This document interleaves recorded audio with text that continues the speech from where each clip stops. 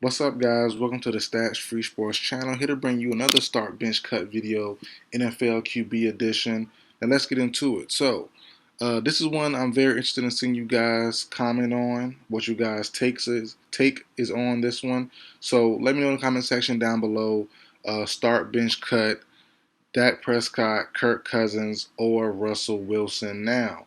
To be honest, to be fair, the numbers in this one don't really matter. The numbers from last year, Dak missed a couple games via injury. Russell had a terrible season and missed a couple games also via injury. And Kirk, played every game except for one. Played well for the most part, but his O line was terrible. So far for the numbers wise, you can't really count last year's numbers. Everyone had different scenarios, um, but this one should be interesting. Dak Prescott right now, every power rankings list I've seen, fantasy board power rankings list, Dak Prescott is firmly at the 10th spot. Some have him higher than that, but mostly at the number 10 spot, with Kirk being somewhere top 13. And I've seen Russell as high as 11, and also him going down to in the 20s. Let's talk about it, guys, and girls. Some ladies out here also.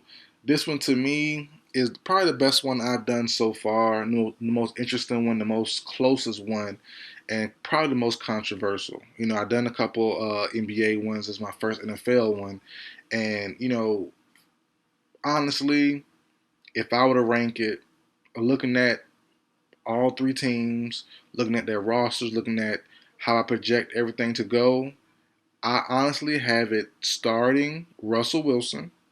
Hear me out. I'm gonna explain when I'm done. But Russell Wilson starting. I know we had two bad years. I know, but Russell Wilson starting.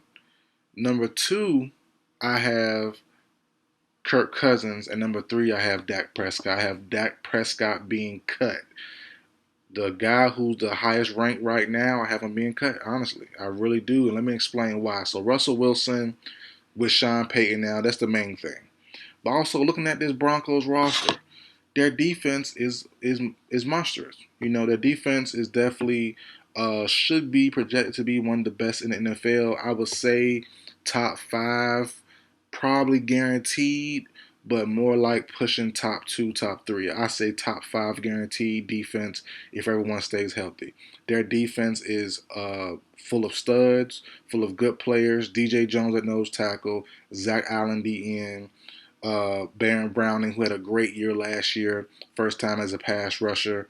Randy Gregory, a bunch of good names, man. Frank Clark now behind Browning.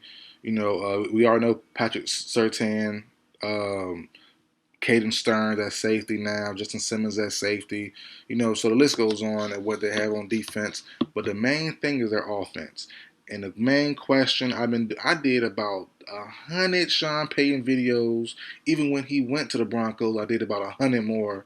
Not really, but I did a bunch on Sean Payton. I did a bunch on Sean Payton, and once he signed with the Broncos, the trade with the Broncos, the Saints, I did more videos on why I think it won't work. But the biggest question to you guys is, um, can Sean Payton fix Russell? I don't think he needs to fix him. I don't think Russell was that bad to the point where he's not playable. Russell last year with the Seahawks was definitely rough. Last year with the Broncos was definitely rough. So he's had the roughest point of all three quarterbacks. He's had the roughest run the last 2 years, no doubt about it. But with a guy like Sean Payton, who doesn't have to fix him, and that's what I was seeing wrong all off season. He doesn't have to fix Russell. He just has to mitigate Russell's regression. And I think with tools you have now, I think it could be something special going on in Denver. You have Javonte Williams, you have Samaje Perine, you have Tony Jones Jr. Uh, I like those three backs all together. Williams will finally, hopefully, get the brunt of the carries after being a combo, after being a duo in the backfield the last couple of years. Greg Dolchich, I think, will be a sight for sore eyes for the Broncos and Russell Wilson, who was there last year, had a good year. But I think Sean Payton will use the mess out of Greg Dulcich. Fast tight end, young guy, good hands, good speed on him. I think he will be a great use. Also have Adam Troutman. They also have Albert O. Steele, and I'm a big fan of Albert O. Who hasn't done much, but I still am a big fan of him. The O line still about the same. They didn't really add too much to the O line, but I still think that could be improved on the Sean Payton system. But the receiving core as well, it could be really different. I love Marvin Mims Jr. I love that pick. Jerry Judy's still there. Cortland Sutton is still there for now. And I made a couple prediction videos this offseason that didn't happen obviously, but early on in the offseason when it first started about Sutton or Judy has to be gone. They kept both. I thought it would be unlikely, but they kept both. So with all those weapons there, what's the guy that just got hurt? Dang it, what's the receiver that just got hurt for the Broncos? He's going now. Tim Patrick. He hurt himself. I think it's out for the year again, if not mistaken. But those three guys, Cortland Sutton, Marvin Mims, and Jared Judy, followed by Kendall Hinton and Marcus Callaway, I think they could do some damage. And as I think the creativity of Sean Payton will definitely halt the regression and shore up the issues Russell Wilson was having last year. Get the ball out faster, get the ball out more accurate, and get the ball out, in a timely manner. And I think the system that Sean Payton will run, and I know the early training camp struggles have been a report from the Broncos camp from Russell Wilson, but I think once the season gets going, once it gets started, I really believe Russell Wilson will turn around and have a pretty good year. I think he will have a more accurate year. I think he will be more just in a better situation than what we all think he's currently in. And as I said, that defense will have a great impact on the Broncos. I really do. So for me, that's why I'm starting Russell Wilson over those two guys. Now next, let's talk about Kirk Cousins. Kirk Cousins and the Vikings. Kirk had a good year last year. Had a great year. Justin Jefferson went off. Adam Thielen was good. Osborne was good. They had an addition of T.J. Hawkinson at the trade deadline. Traded for him with a rival, the Detroit Lions. And also, Dalvin Cook is definitely gone. He's a free agent still. He was cut by the Vikings. Some I was not surprised by. Some I even did a video on right after the season was over with. I did a video saying the Vikings would and should cut Dalvin Cook. So I was right there. But looking at the Vikings roster, they're going to be offensively heavy. That's the main thing. Their defense, to me, is going to not be up to par, same as last year. The main thing for me was with the Vikings defense, they had to upgrade the cornerback spot, and they got not BJ Murphy. What's the guy's name? The corner. They did get. Can't even think of his name right now. That's the crazy part about it. What's the Vikings? The guy from the Cardinals, Byron Murphy. They did get Byron Murphy from the Cardinals, but their cornerback room is lacking pretty heavily for me personally. And I was calling for them to upgrade last year at the trade deadline. But no, they got rid of a bunch of their corners. They brought back Byron Murphy, so that's that there. So probably the two starters, Byron Murphy and probably Andrew Booth, maybe Caleb Evans could be the starting corner opposite of Murphy. But other than that, though, they're definitely cool. They're definitely cool on the defensive side of the ball. They just gave Daniel Hunter an extension. Hunter Smith is still around. Cameron Bynum at the other safety spot. They're pretty decent. But looking at the offense, they're going to be offensively heavy. Jordan Addison, Jalen Naylor, Jalen Rager, Justin Jefferson, K.J. Osborne should be the leaders there at their receiver spot. Then you have the tight end, T.J. Hawkinson, Josh Oliver, who's pretty decent. And the running back, they have Alexander Madison and Ty Chandler, who I like a lot. So as a good backup guy, good depth piece. O-line didn't get better, though. That's the main thing there. O-line didn't get better. Kirk Cousins ran for his life a lot last year, played very tough last year, and threw for about 4,500 yards, about 267 yards per game and 29 touchdowns. I expect the same. I expect the same, somewhere around the same range. Very offensive heavy, very throw heavy, pass heavy. So I do expect Kirk Cousins to be in a bunch of shootouts. The defense can't hold water. And I think the same they couldn't hold water last year. I think this year will be the same. A bunch of shootouts, a bunch of high action, high octane plays. And I think with Jordan Addison, Osborne, and Jefferson, with T.J. Hawkinson, it will definitely be a bunch of shootout, big throws, big yardage games for Kirk Cousins. So I think that'll be the case there. So he gets that by default for me, and I don't expect much from the Vikings. Could they win a division? Possibly. The Packers, the Bears, the Lions. Are they the favorites? Definitely not. I think the Lions should be one. I think the Bears have a chance at being two, but the Vikings right now have that second spot occupied for me. But the Bears could definitely finish second in the division with Fields and the improved Bears, hopefully.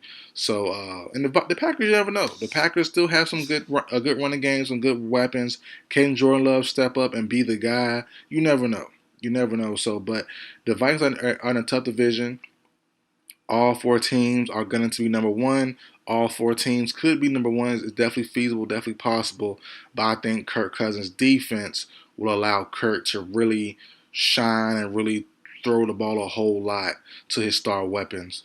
Like I said, he has two of them, Addison and Jefferson, with a good third option or a good alternative option in KJ Osborne and TJ Hawkinson there. So I think Kirk will put up a bunch of monster games. And Dak Prescott, as I said earlier about Kirk, about by default, I really think Dak Prescott's rough year last year, the 15 picks in only 12 games. I don't say 15, but I think some very badly timely plays will come again from Dak Prescott, just off reputation, just off of habit. I did it. I've been making the Cowboys my Super Bowl favorites for the last couple years. I had them in the Browns last year. I had them in the Chiefs, I think, 2 years ago. And I think this year is their best chance. But also, I think this year could be the last year of Dak and or Mike McCarthy with the Dallas Cowboys. Mike McCarthy is now the sole play caller for the Cowboys. Kellen Moore's with the Chargers. He was a scapegoat for me, which was just a bad season from the Cowboys offensively wise. But he was a scapegoat. Went to the Chargers. Now he's there. I think he'll work wonders there. But the Cowboys, Mike McCarthy, Dak Prescott, the pressure's all on those two guys. Jerry Jones is saying it. The fan base is basically saying it. I think there's a good chance Dak possibly stays if he has a rough season, but McCarthy's definitely gone. But as far as the roster wise, the roster's strong, super strong. They need help at the running back spot. Add one more guy. I'll be happy there with behind Pollard. They did add some depth and draft pretty well, but offensive line is decent, not as good as it once was a couple years ago, but it's still pretty decent. Offensive weapons are pretty strong. Defense is very strong. It looks very strong on paper. I love the addition of Brandon Cooks, something I predicted right. A prediction video I did this off season I got right was that one. Stephon Gilmore was super unexpected for me. I didn't see that happening, but it's a great addition. Also, a needed addition also to pair with Trayvon Diggs. So everything to me is in place for the Cowboys except for Dak Prescott. And like I said earlier with Russell Wilson, you can't take training camp into consideration all the time, but Dak again is struggling. Now, again, he is throwing most of his picks to Trayvon Diggs. That's understandable. He's a top corner. He's going to get paid like it. He's treated like it in games also. Most of the time, if he's not being burnt. But other than that, I just think Dak is just a big proponent of putting up nice numbers, but in the same token, hurting himself and hurting the team late in the games in big moments. And I think that's going to rear its ugly head most of the time with this team. With his team this year, also, so until Dak proves me wrong, I have to bench Dak. I mean, cut Dak. Excuse me, not even bench him. I have to cut Dak because so far, I believed in Dak last year. He came back, had good moments. I did some videos saying, hey, Cowboys, y'all in a good spot. Dak doesn't look the greatest, but do you trust him the rest of the way to finish strong? And 2 games in the playoffs, 5 touchdowns, 2 picks. He played pretty well. 511 yards, 255 yards per game. He played pretty well, but in the end, it wasn't well enough, honestly. And it's like, and mistakes were made late in that last game. So it's like, man, Dak continues to hurt you when it matters the most. So until Dak proves me otherwise, I'm gonna say, and I really do think Kirk will have a great year because the Vikings are so offensive heavy, and I think Russell takes a step in the right direction, a big step in the right direction, and Sean Payton makes Russell and the Russell haters or the Russell haters look bad. I think he'll make Russell look good again. He'll shine off the wear and tear, put some more polish up there, make it look shiny, and I think Russell looks good in 2023-2024 season.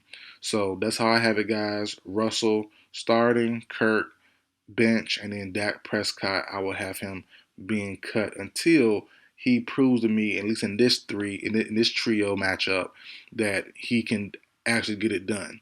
And he's had great moments, but I don't believe in Dak, man. I want to so bad. I think he's firmly a top 10 guy as far as skill goes. Could be even higher if he plays up to par. But he just doesn't do it all the time, and that's the problem there for me. So that's it for the video, guys. Like, share, comment, subscribe. I will see you guys next time.